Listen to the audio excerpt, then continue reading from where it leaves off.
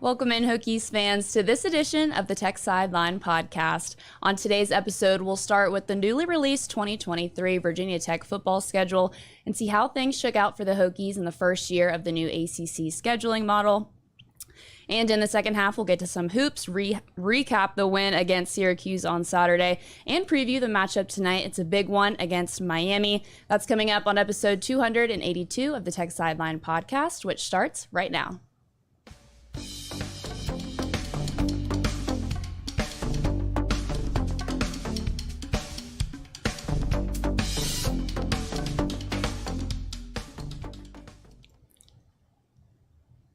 We welcome you in whether you are listening or watching on YouTube. If you are on YouTube, make sure to like and subscribe while you're there, and also turn on the notification bell so you don't miss any future podcasts.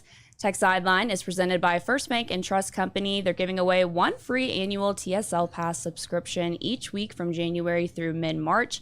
To enter, hit the link in the YouTube description or find one of their ads on techsideline.com website. Congratulations to this week's winner, who is George Jobison of Blacksburg. Jim is winner 4 out of... Okay, George. I messed up my little script. Okay, George is winner 5 out of 10, so be sure to enter every week. And remember, who you choose to bank with can make all the difference in your overall experience. First Bank and Trust Company is the bank that puts you first. Visit www.firstbank.com to learn more. Before we get into it, and I can stop talking and messing up, I'll introduce the crew for today. Chris Coleman, lead analyst and columnist to my right. David Cunningham, managing editor for Tech Sideline across the way. The only one not wearing a black quarter zip today, but it is a red quarter zip. Sorry, I didn't get the Will Stewart, your founder and general manager, is in the fourth chair today. Nick Brown producing behind the scenes, and I'm your host, Katie Adams. Things are great right now. We're on a 2-game win streak in basketball, women's basketball coming off of a sweep of UVA, and we have yet to lose a football game in 2023. So let's get into it and talk about what's to come this football season. We're recording on Tuesday as opposed to the normal Monday afternoon podcast because the ACC Network released the schedules last night, which first off, we got to get away from that format. Just posted on Twitter. It took forever. That's awful. That is I saw this on Twitter. That is the definition of something that could have been sent in an email. Absolutely. I did not. And we forgot to print out schedules for the schedule podcast. Well, that's the job of the fourth chair. I will get up and go print out the schedules. Well, I was just gonna look on my phone. Yeah, we can pull it out. Don't get up now. You'll be in the way. I've also written about it so many times. We've written about it so many times already. I already know the schedule. All right, we're descending into ACC Network territory here. Let's get back on track. Absolutely. You can kind of break this schedule down into thirds. You have September, October, and November. We knew the majority of the September schedule prior to last night because it's a lot of those non-conference matchups. But starting with the home opener against ODU on September 2nd, a revenge game, hopefully. Since joining the ACC, Virginia Tech is 7-7 in opening matchups out of conference. 5 of those were losses to top 5 teams, and then you also have ECU and ODU. So got to go 1-0 here, that's for sure. Yes, and this is a game I expect to win. It was a 3-point game in Norfolk last year. Since then, Virginia Tech has stolen Old Dominion's best player, and then their top tight end declared for the NFL draft. And now the game's in Blacksburg. Yep. And I don't think they've done much in the portal as far as people going to Old Dominion.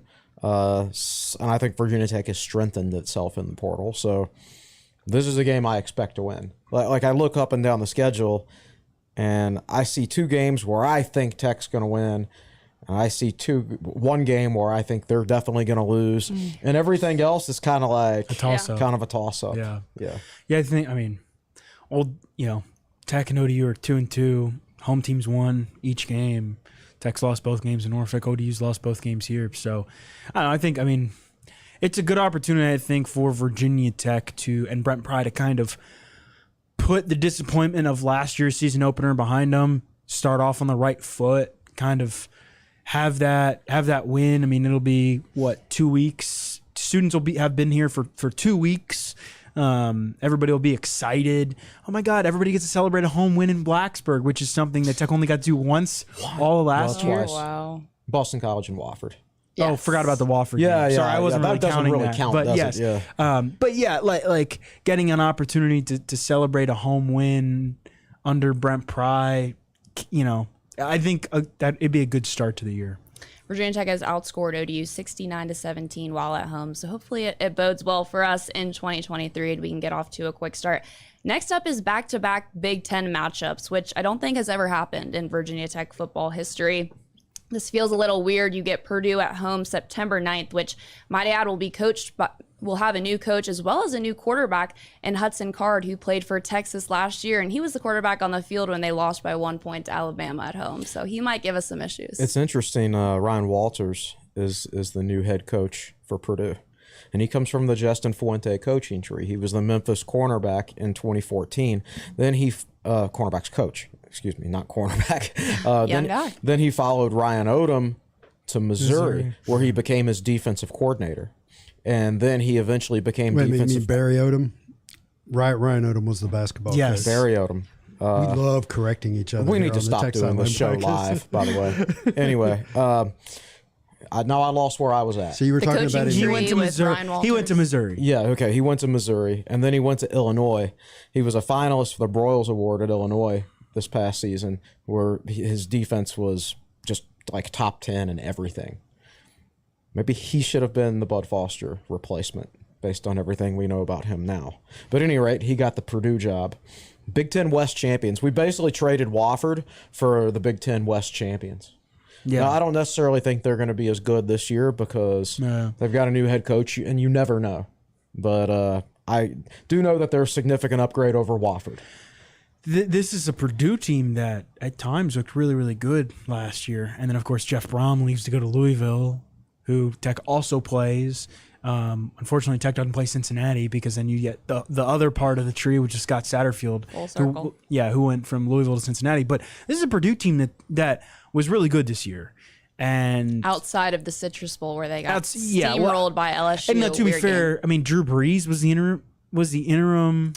He was doing something. Interim head coach or interim quarterbacks coach. I mean, bowl games don't matter. Yeah, well, I knew bringing that up that y'all were going to say something, but I had to anyways. I mean, I think Purdue, like when everything was, when the actual staff was there, when Brom was there, that was a good Purdue team. I mean, this is a Purdue squad that like has given teams like Ohio State fits. Tech's only played Purdue once. That was in 2015. Tech won in West Lafayette. A big day for Brendan Motley out of Christiansburg. Yeah, I know. This is going to be a tough matchup. And I mean, again, as we were just talking about, it's the only time all season Tech has back-to-back home games, like back-to-back weekends with home games. Yeah. So I think it's going to be a really good crowd. I'd imagine. Hopefully, Tech's coming on. Tech and Purdue are both 1-0 coming into this, so it's like a kind of a big-time matchup. Big time. We'll talk about later, which is the statement home game on this schedule. But the back end of that Big Ten skid is the first away game of the year, September 9th, up at Rutgers. The New Jersey Hokies will love this one. I think the Northern Virginia Hokies might love this one as well because it's closer to get to Rutgers than it is to Lane Stadium from Northern Virginia. Yeah. Is it really? Wow. Mm-hmm. Probably March. Yeah. Probably. Rutgers was like 4-8 last year. Greg Schiano's been there a while now. Rutgers lost like its last 5 games, I think, to end the year. I think it's kind of I would say probably a toss-up. We're replacing a home game against West Virginia with a road game with Rutgers. West Virginia is better than Rutgers, but they're still not that good. No, road game. But it's a road game. Yeah. Right? And here's the thing. What I looked... When the schedule came out, we already knew the non-conference schedule. Right. We knew what the first 4 games of the season were going to be, their dates and all that. We didn't know the ACC slate. So the ACC schedule comes out, and I look, and I'm like, first 3 games, Pitt, Florida State, Wake Forest, that's pretty tough. And then this is what I wrote about today. I was basically like, you know what? We were 3-8 last year and 1-6 in the ACC. They're all tough. Yeah. They're all tough. Like, to me, playing at Florida State is no different than playing at Louisville.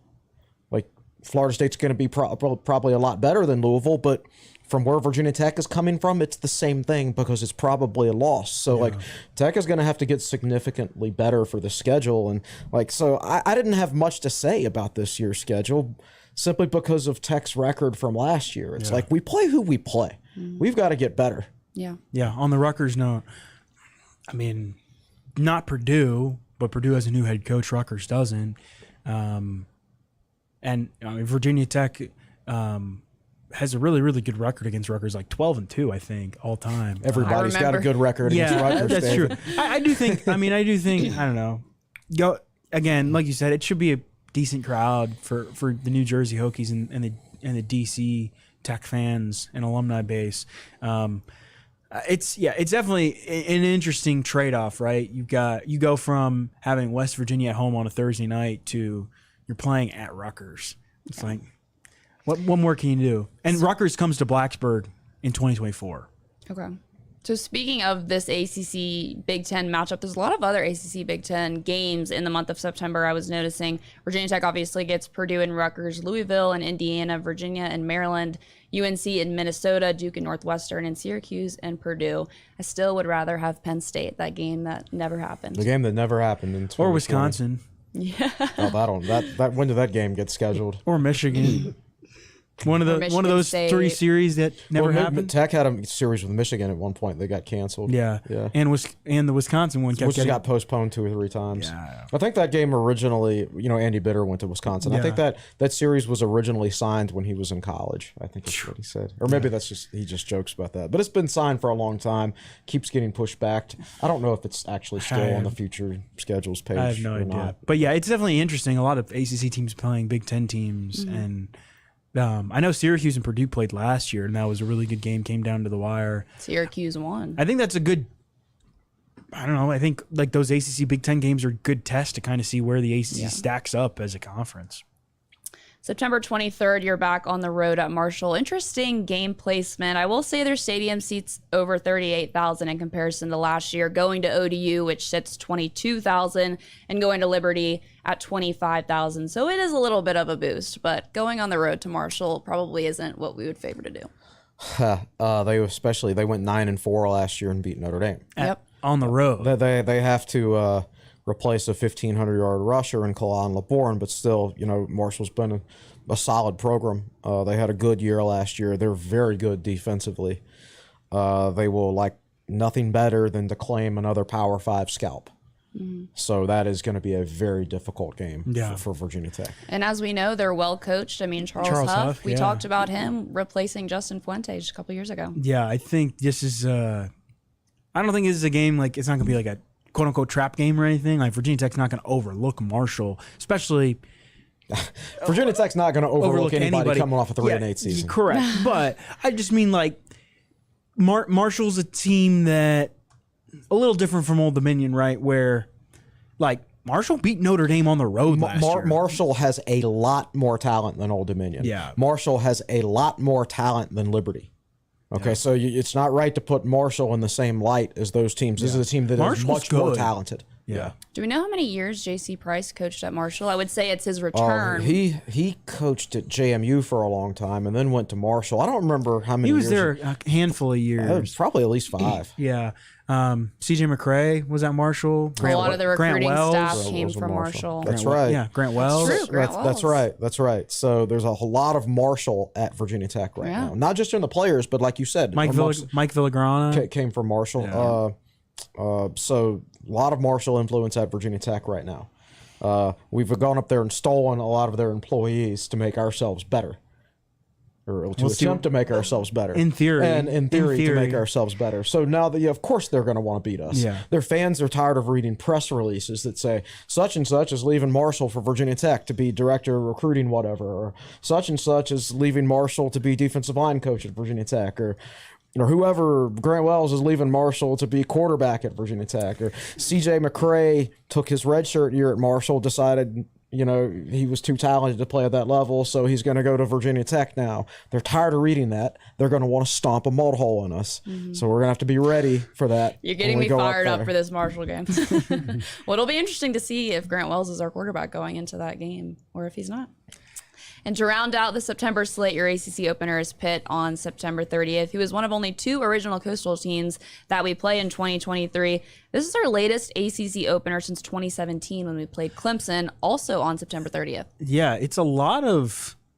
God, that 2017, that was when College Game Day came into town. That was a seems like so long ago. Oh yeah, that was my freshman year of college. So that was a fun one. That was forever ago. Yeah, it's interesting. I mean, usually like past couple of years, Tech's always played an ACC game like the first or second week of the year. Right, your BC or your UNC. And now Tech's going to have 4 non-conference games, and then you finally get an ACC play.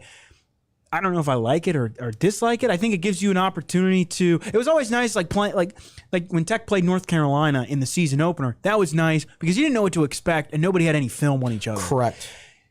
You go into a Pitt game, and Pitt doesn't have Israel Abanikanda, thank goodness, because as you said, 21% of his total yards? He declared for the NFL draft, and in his 3-year career, he played in 2 games against Virginia Tech.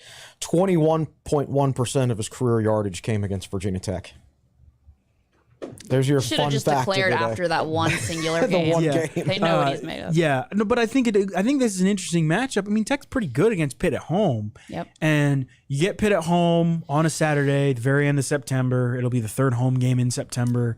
Someone on the Pitt roster who is probably not excited to make their return to Blacksburg is going to be Phil Jerkovic. Yeah, he did not have a good game when he was suited up for the Eagles last year in Lane Stadium, and now he'll be Pitt's starting quarterback potentially. But I know they took 2 portal quarterbacks, including Christian Waylo from Penn State as well.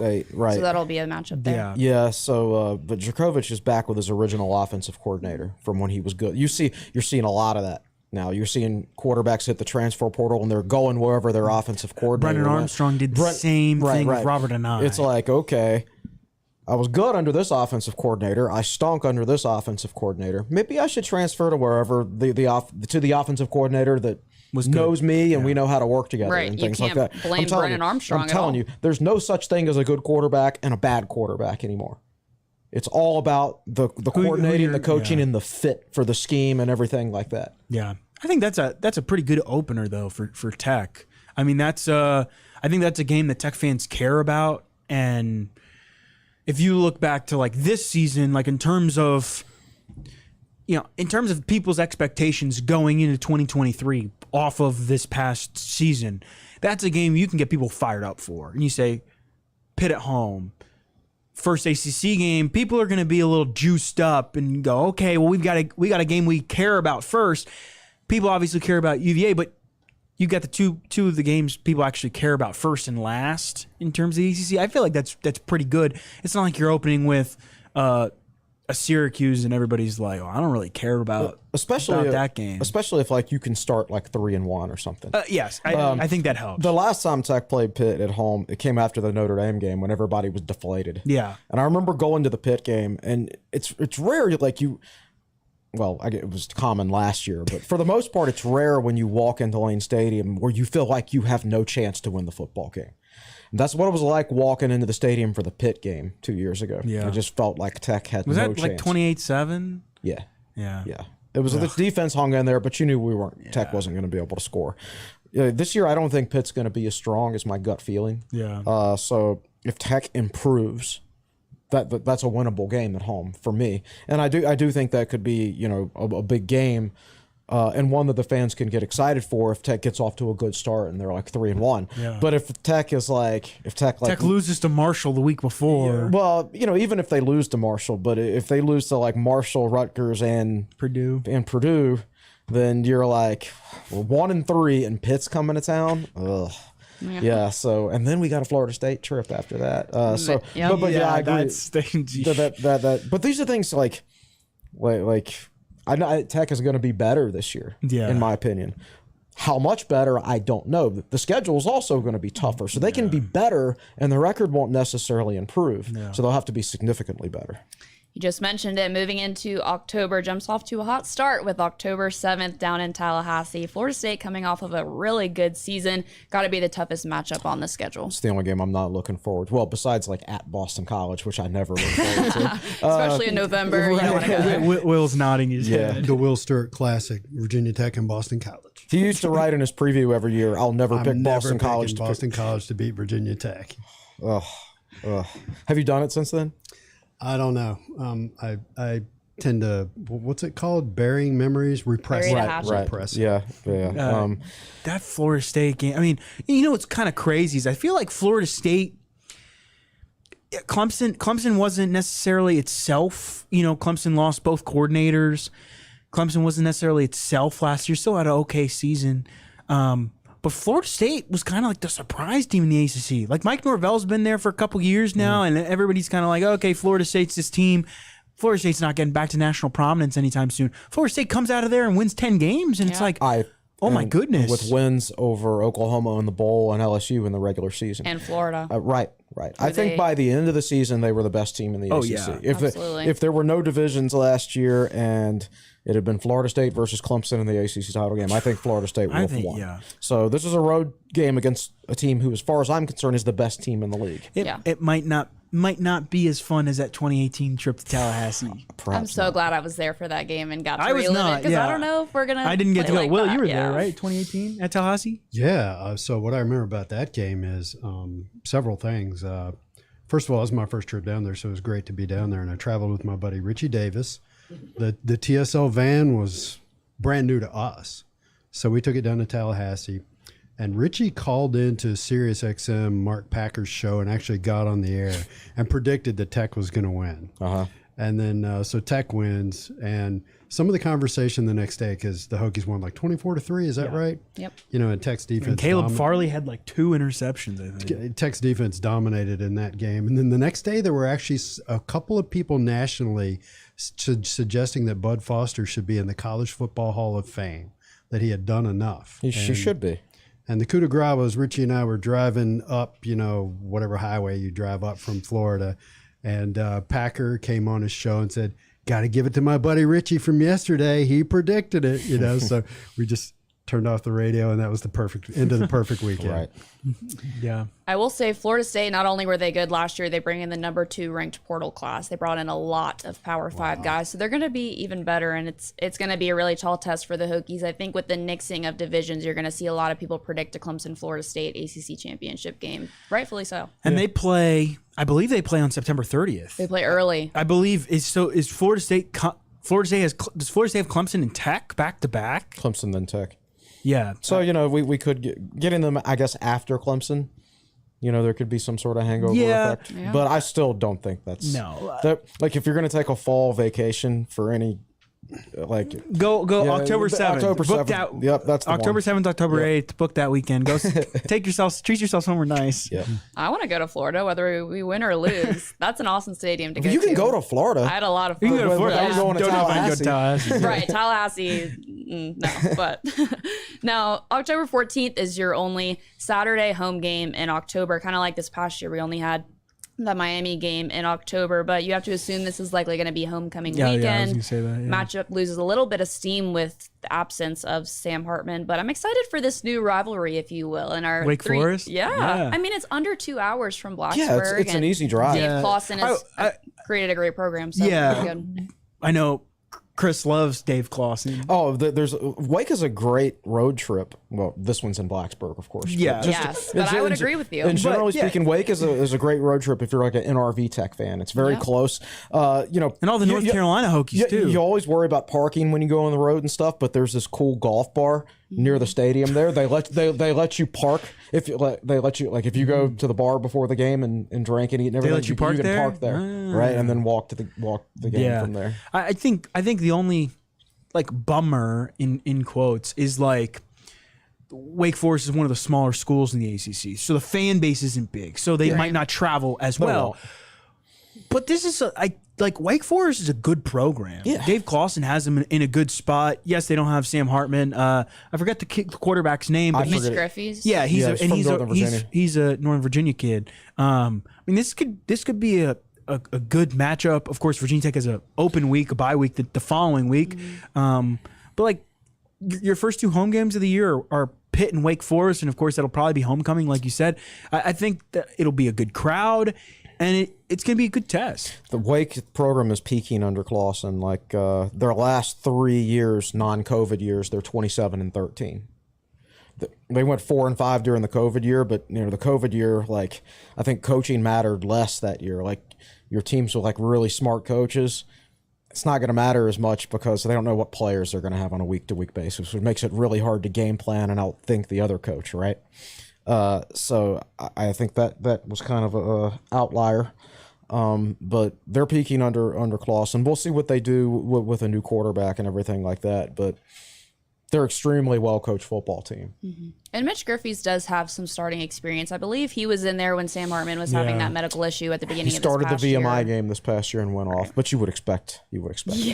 You would expect that. October 21st, the bye week, so go to your weddings this weekend. And only that weekend. Here's the fun one. Thursday night, October 26th against Syracuse. Happy to see another Thursday night game on the slate, as it should be in Lane Stadium. Weather should still be decently good, so this will be a fun one for sure. Yeah, Tech and Syracuse, I mean, this is going to be the 20th meeting between Tech and Syracuse, and they've played every game on a Saturday. So this is our first Thursday night meeting between Tech and Syracuse. I think it'll be interesting.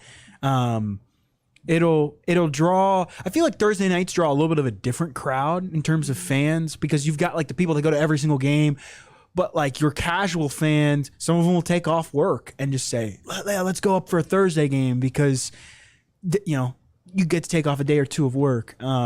I think it'll be a good test. Syracuse, obviously, Robert and I, former offensive coordinator, went to NC State.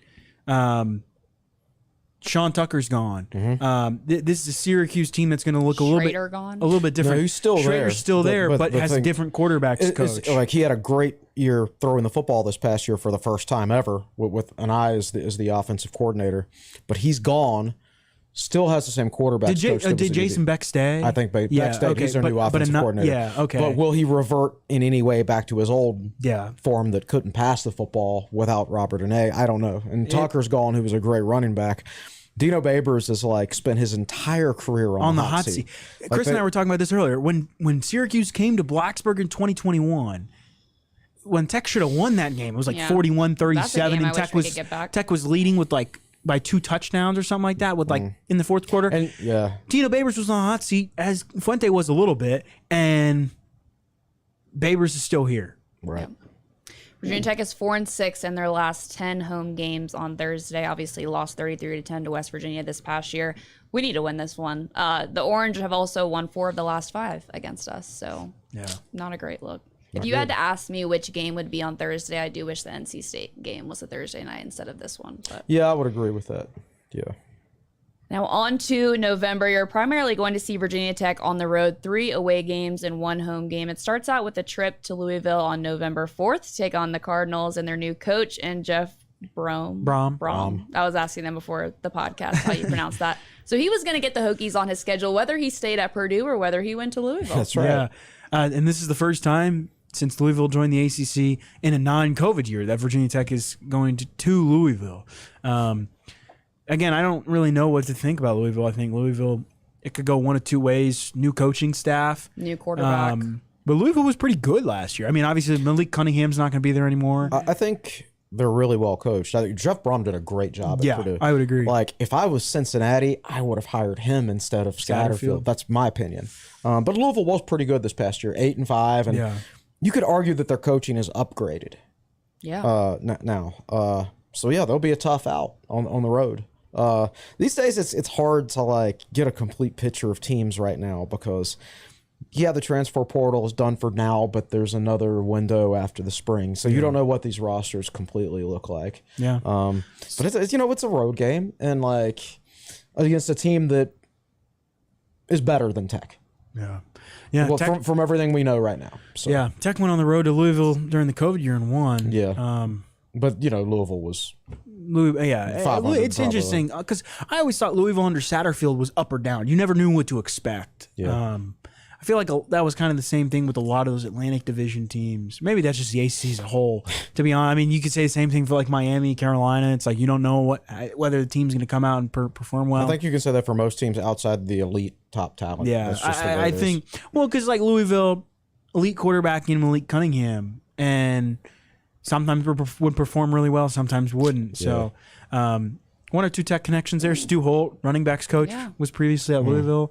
So I'm excited for that road trip. And you can go on your bourbon tasting trail. Yeah, absolutely. I'm gonna have to compare the Virginia Tech schedule and wherever I go to grad school to figure out all that and which games I'm going to. But then the Hokies will ship up to Boston November 11th. November, probably not the time that you want to be in Boston. It's going to be a cold one. But This is a very winnable game for the Hokies and what I think will be the last year under Jeff Hafley. Watch, we'll have a road. You better knock on wood. we'll have a road game against Boston College, and then Tech will qualify for a bowl and get the Fenway Bowl. You have to go to Boston again in December. Did you see that Pitt Syracuse matchup that's going to be in Yankee Stadium? So what I didn't. Yeah, I think that's cool. What I didn't realize is the first ever college football game like in Yankees. That was like the first ever college football game in Yankee Stadium, and so it's 100-year anniversary. Pitt Syracuse played first game in Yankee Stadium. So yeah, but yeah, I think going to Boston, man. Thank goodness basketball starts that week. Like that'll be the first week of college basketball season. Sure. Boston in November does not sound like an ideal trip. And Virginia Tech, I mean, you guys try to forget it, but like the last Virginia Tech trip up to Boston College for football, forget it. Braxton Burmeister was supposed to play. Phil Jerkovic is hurt, and then Jerkovic plays and Burmeister gets hurt, and everything goes the wrong way. The wrong direction. Just like you would expect in Boston. Yeah. Right. No, I mean, and last time Virginia Tech men's basketball went to Conti Forum, lost. God, Hunter Couture got hurt. Let's not talk about it. But a very winnable game, though, for Tech. Oh, yeah. Boston College's offensive line this past year was legit the worst offensive line I've ever seen in the ACC. It was horrible. They lost to, who did they lose to? That was really bad. Rutgers beat them, but Rutgers wasn't really bad. It wasn't like Colgate, but it was like someone like that. Another lost. toothpaste? Might have been yes. toothpaste. Someone. Yeah, no, Will, what do you think about Boston They College? lost to AIM toothpaste. But I think it's a winnable game. That's a winnable game. Yeah. It feels odd to say considering it's in Boston. I certainly wouldn't guarantee it because it was in Boston. Are you going to pick Boston College to win? You know, I should do that. A little reverse mojo. People get really mad at me when I do stuff like that, though. Well, in our last home game of the season and the one I'm most excited for, November 18th against NC State, Brennan Armstrong did not escape playing in front of a sold-out crowd at Lane Stadium. The one year he did play here was the COVID year for Virginia. So this time around, there's going to be a lot more people in the stands. Yeah, and NC State's good. I mean, again, I would say this is the second best team on Tech's schedule behind Florida State, right? Yeah. NC State, didn't matter what quarterback NC State played this year. NC State found a way to win, and that kind of describes good teams, right? Dave Doran's a good coach.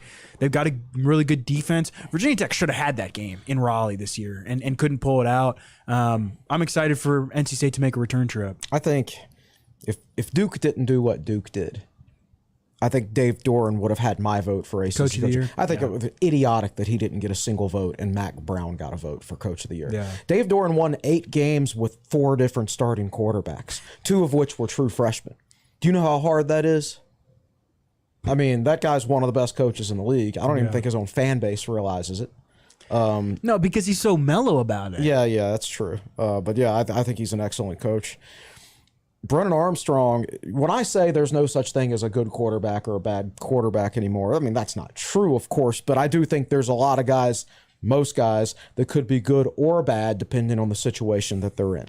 All you have to do is Google Brennan Armstrong college sports reference, and you will be brought to a page that shows you his stats year by year. And the years where he was good, Robert and I was his offensive coordinator. The year where he stunk this past year, Robert and I was not his offensive coordinator. Now he's back with Robert and I at NC State, and that's a very well-coached program. So I would expect NC State to have a very good season and Brennan Armstrong to have a redemption season. And I would expect, for the few UVA fans that are left, that's a game you cheer against. It's not something you're going to want to see. Yeah. No, I think. I mean, Devin Leary was there, and Tech didn't get a chance to play Devin Leary because he got injured. And I can't even remember the kid's name, the true freshman. MJ Morris. Yeah, I mean, came out of the woodwork and was awesome against Virginia Tech this year. I feel bad for him because he should be their starting quarterback this year, and it's going to be Brennan Armstrong. Well, it could be him, but it could also be the true freshman they brought in at the end of the year who beat Ryan UNC. Finley, yes. Yes. There are a lot of options for NC State. It must be nice to have a billion awesome quarterbacks. Yeah. Right. What, Virginia Tech in like 2019? We had that at one point. I won't talk about it. I will say, Virginia Tech, NC State, that's a good battle. I think I love that two matchup. big state schools who have huge fan bases that actually like legit care. NC State is the Virginia Tech of North Carolina, I would say. Yeah, and they care. I mean, NC State will travel very, very well to Blacksburg. And of course, last time they played was during COVID. They're not as loud as Tech fans, though. No. I think if they were in the ACC, East Carolina would be the Virginia Tech of North Carolina. Academic-wise, it is not. I was who cares? referring to the institution as a whole. You're talking about fans. Yes, we're talking about game day atmosphere. Yeah. Okay. I'm excited, though, because not a lot of people, I mean, NC State, this is only the 5th time I think NC State's come to Blacksburg since like Tech's been in the ACC. I think Tech's 3-1 or 4-1 against them. The one loss was the first one, like 2004 or 5. And the Tech won 5 in a row against them after that. Yeah. Yep. But like the last time NC State came to Blacksburg was 2020, and nobody got to see it. It's true. Yeah. So I think, again, NC State fans travel well. This will be a good matchup. Of course, it's the only home November game. Yep. Well, now that we've discussed all of the home games, which do you think is the statement game of the year? Syracuse, NC State, or Purdue? I guess you could take that question in various ways, which is going to have the best crowd. It's interesting because Pitt? On paper, I don't think so. I would just in a vacuum. Statement in terms of what? In a vacuum, I would say NC State.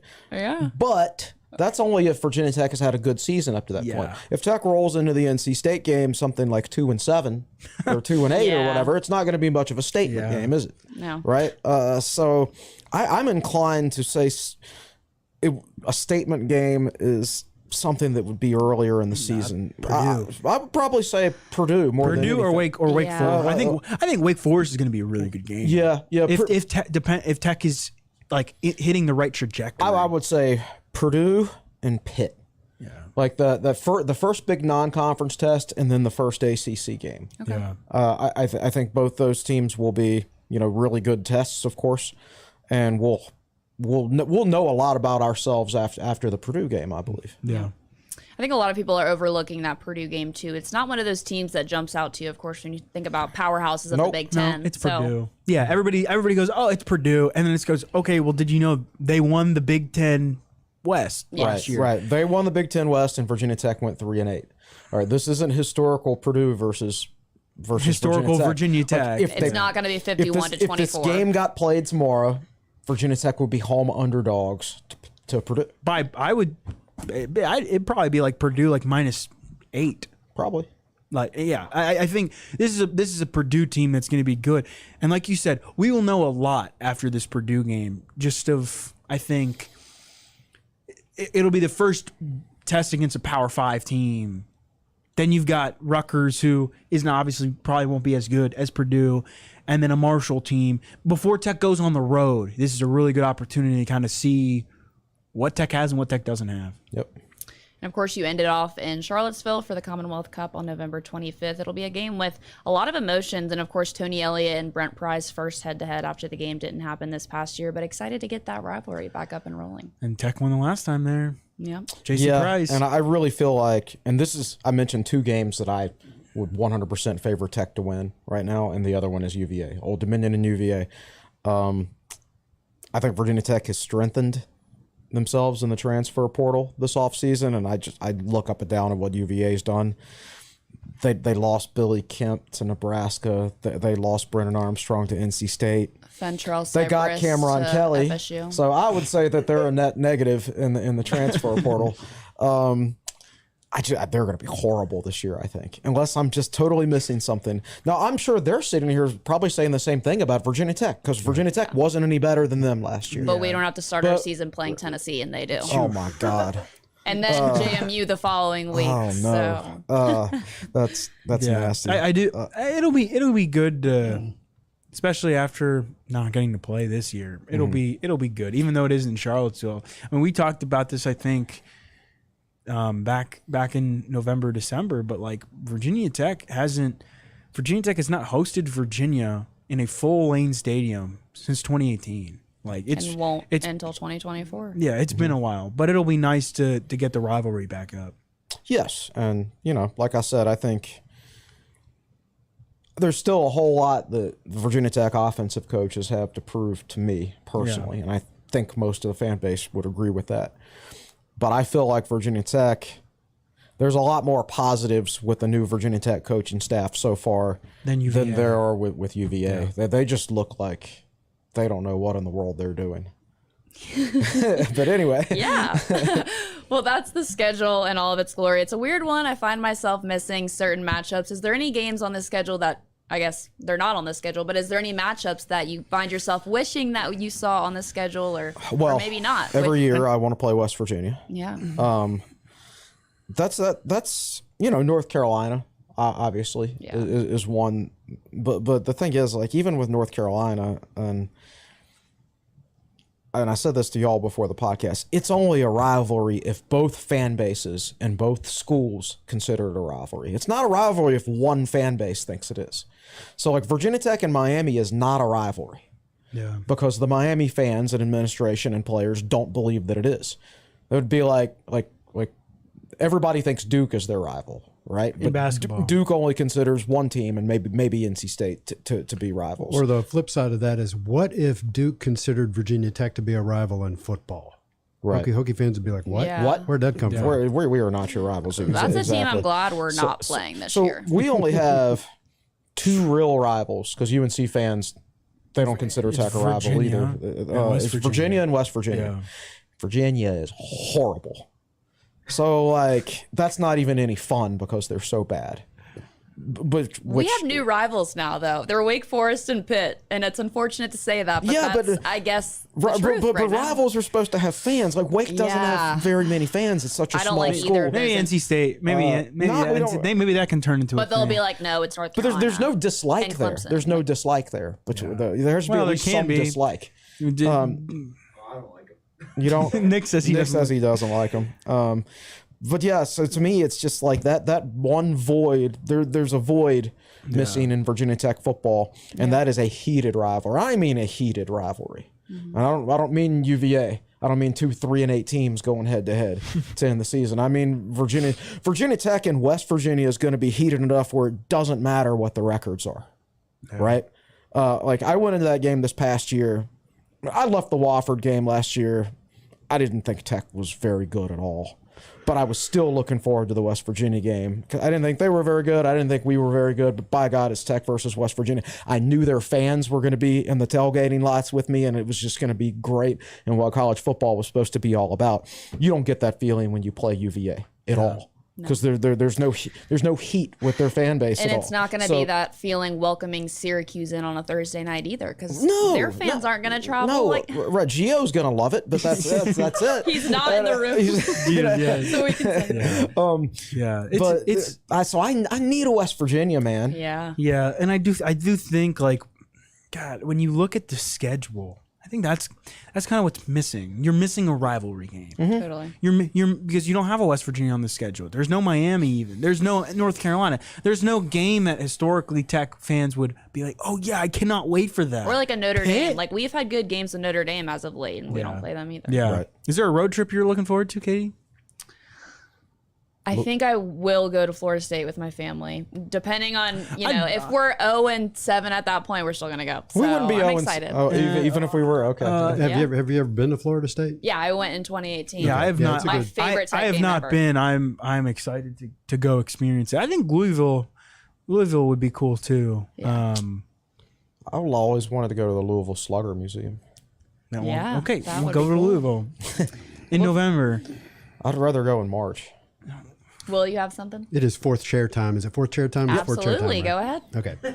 So I was doing some random research and things like that. So you guys mentioned the how Rutgers is close to Northern Virginia. I Googled the distance from Washington, D.C., if you want that to represent Northern Virginia, to Piscataway. It's 201 miles. So, yes, it's a shorter trip distance-wise up there. Virginia Tech's record against Rutgers is 12-3, and that includes, let me pull it up here, 10 straight victories by Virginia Tech. Rutgers won the first 3 times they played. Rutgers won in 1920, 1953, and, of course, the 50-49 game in 1992. And that must have built up some like massive karma because Tech's won the 10 games since then. So look for, if Rutgers wins that game, look for that, what I call a dishonest sort of reporting where they'll say it's Rutgers' first win over Virginia Tech in 30 years. Yeah. And technically it is, it's just 10 games though. So what else we got here? I got a chuckle out of the reference to Wisconsin and how many times they have and haven't been on the schedule. So I looked at our future schedules page where we archive everything. There are 16 mentions of Wisconsin on our future schedules page. 2 of those are the fact that Tech is scheduled to play them in 2031 and 2032. The other 14 mentions are in the history of future schedules. Virginia Tech has been scheduled to play a home-and-home with Wisconsin. The first reference was August 2003 for 2006-2007. Then it was moved to 2016-2017. There was a brief mention of it being 2019 and 2020, and now it's scheduled for 2031 and 2032. God, it got bumped almost. So it'll get if it gets played, it'll be almost 30 years after originally scheduled. After it was originally talked about, from August 2003 to 2031. Jeez. So it was originally going to be Frank Beamer versus Barry Alvarez, and now it's going to be whoever versus whoever. And Brent Pry versus hopefully Brent Pry. what's his name? Versus Luke Fickle. Yeah. So there were a couple of references that first series that was supposed to be played. Wisconsin asked out of that. Jim Weaver said that on Hokie Hotline, which is currently Tech Talk Live. Jim Weaver said that Wisconsin asked out of that original one. And then there was later mention that ESPN was trying to set up Virginia Tech versus Wisconsin, and it just never came through. So if we ever have Andy Bitter on the podcast again, we will discuss that. Yeah. You guys mentioned if you're going to go to a wedding, do it Florida State weekend. No, I said go. I said bye go on week. vacation. Florida State weekend or the bye weekend. Yeah. Go to a wedding about bye that. weekend. Yeah. And so for me, I have a nephew who's getting married the Pitt weekend, so I have to be down in North Carolina for the Pitt Well, weekend. the last time you missed a home game for a wedding was one of the greatest home games in Virginia Tech history. Yeah, that Was that the North Carolina North game? Carolina 6 overtime game. Yep. Yeah. Don't do it, y'all. Don't plan a wedding for the fall. So looking at Wake Forest, Wake's won 2 out of the last 3 against Virginia Tech. Yeah. The one they didn't win was Bud's last. Yeah. The shutout. And Virginia Tech is 8-11 all time against Syracuse. And since they started playing regularly in like 1985. Since 1985 all the way through 2021, Syracuse at one point won 3 in a row. But other than that, neither team has won 3 in a row. It's 3 wins. Then they went back and forth for literally 6 years. When did Syracuse win 3 in a row? They won them in 87, 88, and 92. Okay. So not exactly in a row.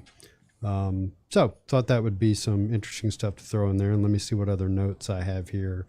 I believe that is it. Yes. We play so many Big East teams. I feel like that this year, instead of like previewing the games, our podcast should be our favorite memories of old Big East, Virginia Tech versus Syracuse. Well, if the Hokies wound up, going 2-10 or 3-9, we might have to resort to that. Yeah, we'll take that sort of thing. So the comments when Gio put the schedule out on the Tech Sideline Twitter feed, he did that social media thing of asking for comments, and there were a number of comments about missing Miami, including a Miami fan who said, "Wait, we're not playing you guys this year." So somebody was clearly not dialed in. And there were 1 or 2 comments about, "Oh, are we back in the Big East again?" So those were some of the comments off Twitter. Well, this year's schedule may not be all that flashy, but 2024 and 2025 are. So I'm very excited about the future. I'm going to have to come back and host the podcast previewing those schedules as well. But before we get off the topic of football, I want to quickly get your thoughts on Fontel Mine's pay raise. It was quite the boost after an excellent year of recruiting and establishing a player like Caleb Smith, deservedly so with that pay raise. Yeah, I think that and recruiting. I mean, we know how big he was in terms of Virginia Tech recruiting this year. But yeah, I think you saw player development. Like Caleb Smith was a different player, albeit the Hokies offense wasn't very good. Like Caleb as a whole. Smith was the one consistent performer for the offense from year to year. Yeah. I think I'm very curious to see how the guys who were true freshmen this year, a guy like Tucker Holloway, how is he different this upcoming season? What do we see out of him this year? Does Christian Moss develop? There are a lot of guys guys like Christian Moss, DeJuan Lofton, Dallin Wright was obviously hurt, but there are guys in that middle gap, guys that came in Fuentes last year that are now in their third year in the program. What's the trajectory? But I do think he did a lot of good stuff with a lot of different guys, particularly Caleb Smith. And Caleb Smith was the one consistent. As far as the recruiting goes, he was insanely good on the recruiting trail this year. He got 2 wide receivers from Tennessee, but he also helped out with every single in-state kid from Richmond, and that was like 8 or 9 kids. So he was key to Virginia Tech's recruiting success in this 2023 class. I think when you have the vision of Virginia Tech football that Brent Pry has, Fontel Mines was his most important hire. And when he not just lived up to, but exceeded every single recruiting expectation his first year, you want to lock that guy up. What I've heard is that he was Penn State's first choice for their wide receivers coach once they saw what he did I think Penn State thinks recruiting first. Yes. And they love to target the state of Virginia. Exactly. Yeah. And I think they wanted him bad. They ended up hiring Hagens, and I'll talk about him in a second. From UVA. So, yeah, I think it's great that they locked Mines up. If they had lost Mines, I don't know who they would have hired to replace him in Richmond. You would have needed a wide receiver coach that knows how to recruit Richmond. So you either find a wide receivers coach who's really good recruiting Richmond, or you have to reshuffle your staff completely, because you need to find somebody who can recruit Richmond. Because if you're an in-state priority for recruiting, if that's your number one focus is your program, that's what's most important. So he would have had to reshuffle his staff, in my opinion, which would maybe not have been ideal. Now, Katie, I missed it. Did you give the numbers that he went from $275K to $425K? Which is a 55% raise. Yeah, so Chris and David, your raises this year won't be that big, either from a sheer number standpoint or percentage standpoint. Did I read, sorry to pop this in the midst of a live podcast, but did I read that makes him the 9th highest paid wide receivers coach in the country? That wouldn't shock me. That's a lot of money. That's not something I included in my story. Yeah. I mean, Tech is doing something with their money for their staff now that I never thought they would do or could do, as far as how much money they're paying their coaches. This is important. This is a big moment. It's a huge. They've dedicated a lot of resources. So I'm going to go on a long monologue here. They've dedicated a lot of resources, so it has to work. Here's the thing: these resources that are coming into the football program now, they're not naturally program generated resources. It's the Football Enhancement Fund, where fans are donating an extra $12.5 million. And when I say fans, I mean big donors. So $12.5 million from the big donors, matched $12.5 million by the university. So this is artificial. I mean, it's real money, but it's not generated by the athletic department. So the university and the big donors are throwing big money at this staff to get it done. If this staff doesn't get it done, then what are those big money people going to do? They're going to be like, I'm not giving you all my money again if you can't produce better results than that. So it's very important that this work with this new model for Virginia Tech, this new, let's have one of the highest paid staffs in the country. Like, it has to work, because it's not the program that's generating the dollars that's paying the coaches. It's the big donors that are just giving the money. And as far as Mines himself goes, excellent recruiter. I think he's a good wide receivers coach too. I think he's similar to Hagens. Like, I saw some people were being critical of Penn State hiring Hagens because they don't consider him a great recruiter, and UVA's wide receivers stunk this past year. UVA's wide receivers did stink this past year, but you know what? They were awesome before that under Hagens. The same receivers went from awesome to bad overnight when UVA had an offensive coordinator change and a head coach change, right?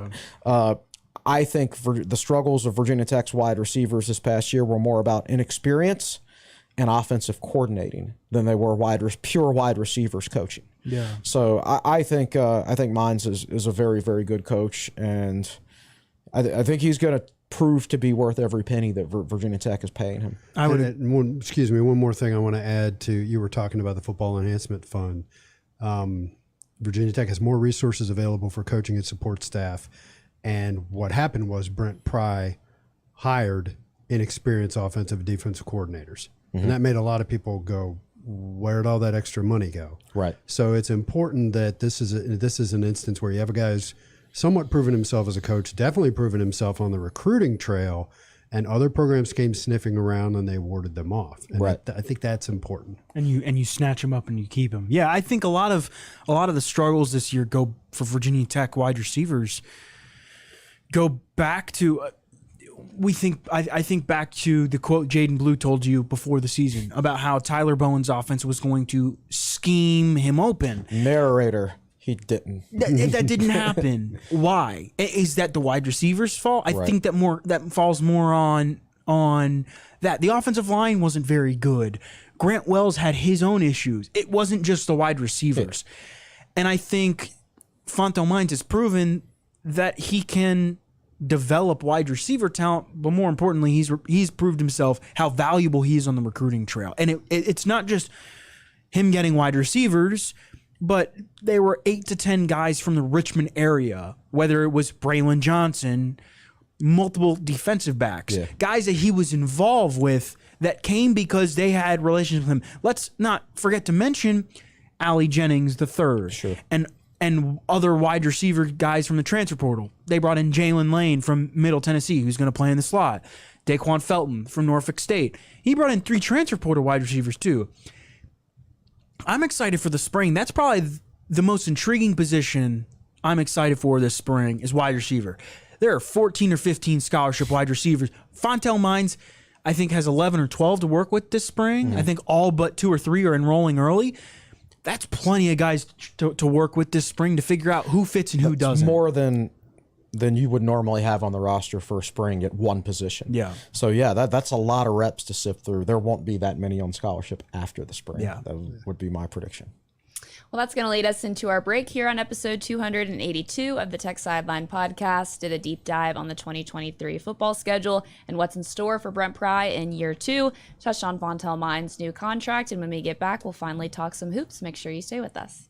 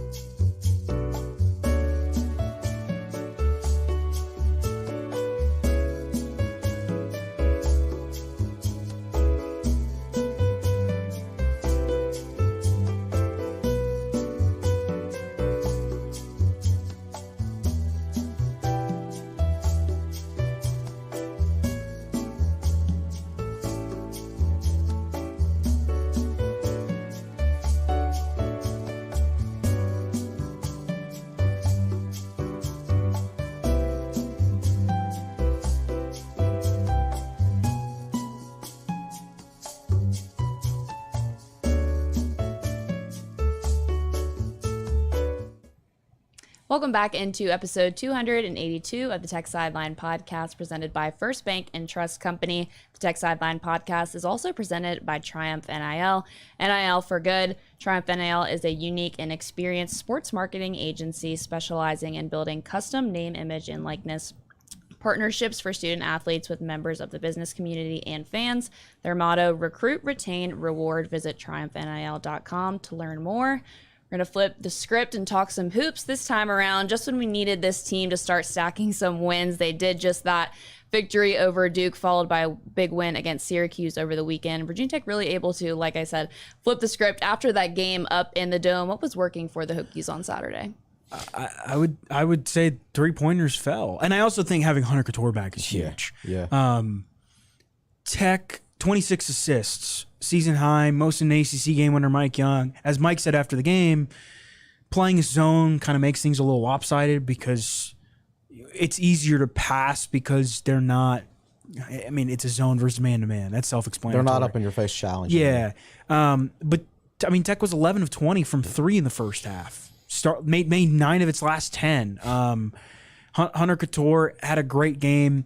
And, of course, as we'll talk about in a minute, Grant Basile continues to improve. MJ Collins had a good game. John Camden played well in the absence of Darius Maddox. So I think it was just the thing of Tech was home in the right environment, had put a good game together against Duke last week, played good defense, and really exploited the zone's weaknesses.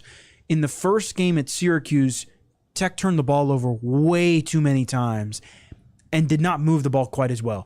Sean Padula and Rodney Rice were like 3 or 4 of 21. Just did not shoot well. Jacked up way too many shots. Tech was efficient. Justin Mutz and Grant Basile, whoever was in that role right at the elbow, right at the free throw line, they made the right plays. And I think it was self-explanatory, simple as that. I agree with everything he said, and I will add that another big reason they won this time is that they didn't allow 82 points like they did in the Dome. They didn't play defense in the Dome. Yeah. They couldn't keep the ball out of the paint at all, whether it was the drive or whether it was Syracuse throwing it into the paint. They couldn't stop it. Syracuse ended up with 70, but they scored a few of those late, and they weren't really on pace for that for most of the game. So I thought it was a good defensive performance by Tech.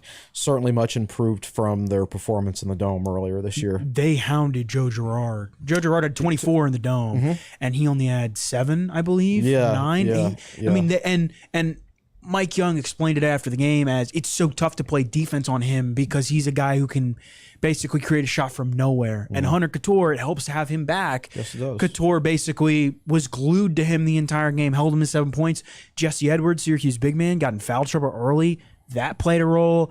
And then, I mean, when Grant Basile has 24 points, 25 points, it really helps get everything going. He scored 50 points this year against Syracuse, didn't he, between 2 games? Yeah. 50 Maybe or we should 49. get those guys on the schedule more often. Like you said, Grant Basile was fantastic, finishing with 25 points in this one. That performance combined with his performance against Duke last week was good enough to get him ACC Player of the Week honors, deservedly so. He's playing his best basketball right now, which is exactly what we need. Yeah, in the last 5 games, he scored 100 points, so 20 per game, 7 rebounds per game. Against Duke and Q's, he had 25 points per game and like 8 rebounds, something like that. He's playing really, really good basketball. I think Mike Young mentioned on Monday in the AC teleconference, and I wrote about it a little bit yesterday when Grant Basile was named AC Player of the Week. Deservedly so. He's playing really good basketball. And like Storm Murphy, after it came from Wofford, it took Grant Basile a little bit of time to get going. Mike Young's hopeful now that he's finally found his spot and gotten comfortable. But you got to remember, he came from the Horizon League in Wright State, and it takes a little bit of time to adjust. But I said this on last Monday, before Virginia Tech played Duke.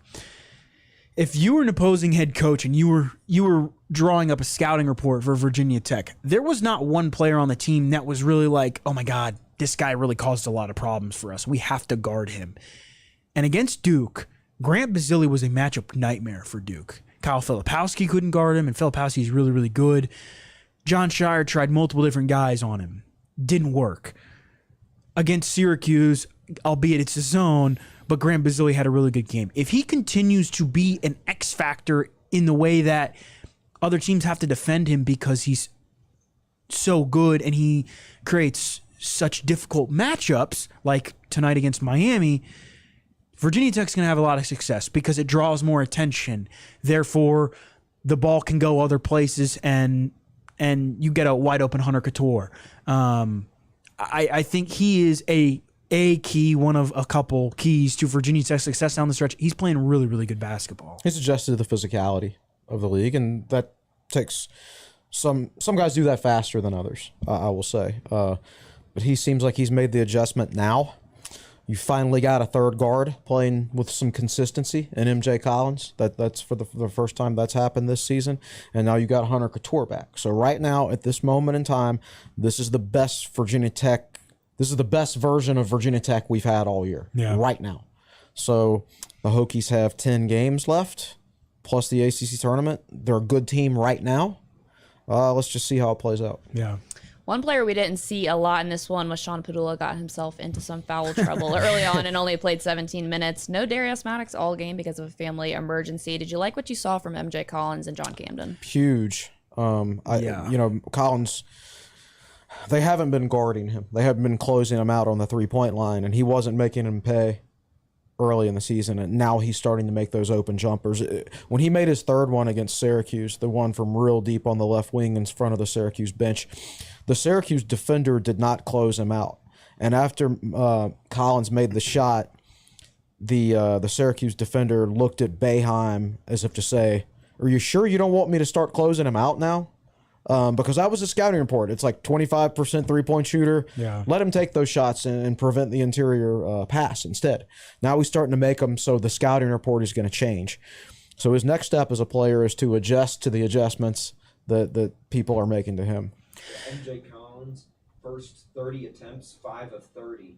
Since then, he is now 9 of 13. Okay, so Yeah, so MJ Collins is 9 of 13, 9 of his last 13 from three-point range. Started 5 of 30. Started when was 5 of 30 before that. I was impressed with the calmness from him and John Camden. John Camden, a guy who's barely seen big-time minutes this year, only like a little bit when Couture was out, gets thrown to the fire, plays like 20-something minutes. Collins played, I think I said they combined for 61 minutes, 19 points.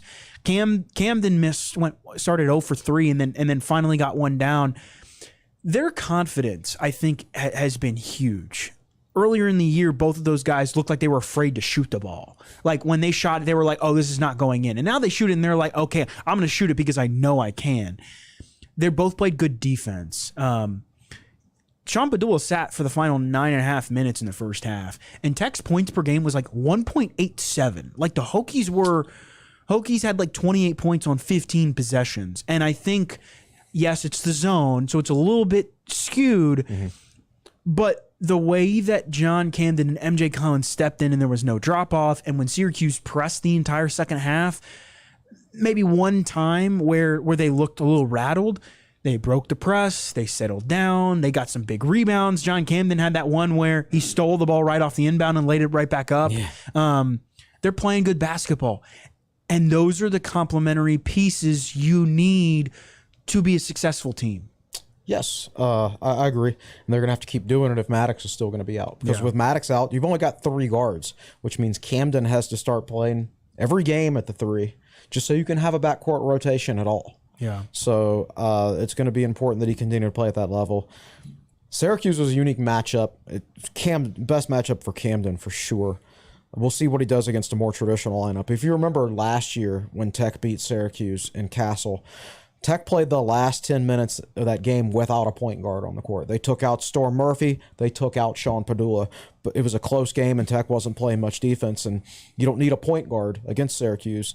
So they put in a bigger defender, and they ended up winning the game. Yeah. So that's Syracuse is a unique matchup because of their style. We'll see how it goes against more traditional matchups. Yeah. But again, I agree. What I just said is true. I think right now this is the best Virginia Tech has been this season because they've got most people healthy, not everybody, but they got Couture back. Basile's figured out the physicality of ACC level, and now Collins is making open jumpers. So they've got a third guard finally. Couture's back, and now their big man's more consistent. So this is the best Tech has been all season. Even they're a better team right now than they were when they were 11-1. because all those other things have happened since then. Yeah. So let's just let it play out. Hokies win that one 85-70, and now you flip the page to tonight's game down in Coral Gables, taking on the 23rd ranked Miami Hurricanes. You're feeling really good with the wins over Duke and Syracuse. You're feeling even better if you can go on the road and do it tonight. Yeah, this is a quadrant one game, one of 3 the Hokies have left. Virginia at home on Saturday, because this is a big week. Quadrant 1 game on the road tonight against Miami. Quadrant 1 game at home on Saturday against Syracuse. The only one after that is Duke in Cameron Indoor, and you've only ever won there once in school history. So don't count on it. So you're telling me there's a chance. This is a Miami team that has been up and down and has faltered in close games. 3-4 in its last 7, though it's 7-4 in the ACC. This is a really good offensive team. Like, Virginia Tech needs to play some of its best defense all year. Very similar to Virginia, where obviously everybody knows the name Isaiah Wong. Jordan Miller was there last year, but everybody else, those are only 2 starters the Canes returned. Everybody else are new faces. Spent $800,000 to bring in a transfer from Kansas State. Nigel Pack, yeah, that helps. He's playing good basketball. There are a couple different guys that Miami basically is kind of like UVA, where there's no necessarily one score that takes over. A bunch of guys that can score. 3 or 4 or 5 different options. This is a really good Miami team offensively. Defensively, a little susceptible, but Tech's going to have to be on tonight. I think it's a really good opportunity to get a win. It's not make or break. This is one of those games where you lose, doesn't really hurt you, but you like to have it. But you could really help yourself if you win. If you win it, it's a big shot in the arm. I don't know. Mike Young was hopeful that Darius Maddox would be back. Family emergency. Don't know if I'd expect him to be back. Mike wasn't even sure if he'd be able to travel, like how he'd get down there if he was back. So I think it might be a 3-man rotation, and then you throw Camden into the fire. So I don't know if Basile can draw some Miami defenders to him, that opens up a lot more stuff. But Tech won last year. Darius Maddox hit that buzzer beater to win last year. So this is a opportunity for a win. I watched that one in PKs. Will was not there. So you're telling me that's where we're going tonight? Probably will go eat my cheeseburger at PKs tonight. Yeah. You Man, dug we yourself need into to a hole, charge. Chris, with the I cheeseburger know. thing this early into the season. We need to charge them for a sponsorship. So, shall we relive the glory of last year's game in Miami?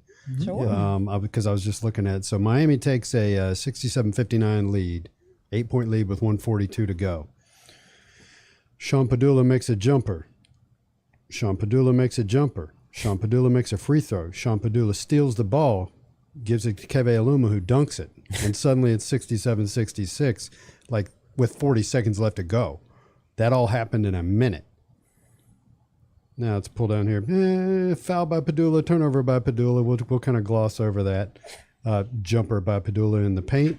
Steal by Hunter Couture, 3-pointer by Darius Maddox. It was beautiful. Yeah. So Virginia Tech had gone literally like 4 minutes without scoring, and then they scored, what is that? I believe I just recounted 11 points in the last 142. Yeah. And Padula and Maddox were huge. And that was when both guys were coming off the bench. And they combined, to your point, Padula had 17, Maddox had 13, so they combined for 30. Storm only had 2 points. Yeah. So that was, I don't remember exactly, maybe you guys remember exactly when that game happened in the season, but that was just that was in mid to late February. That was after Tech lost to UNC. Yeah. I think it was the next weekend. That was at home.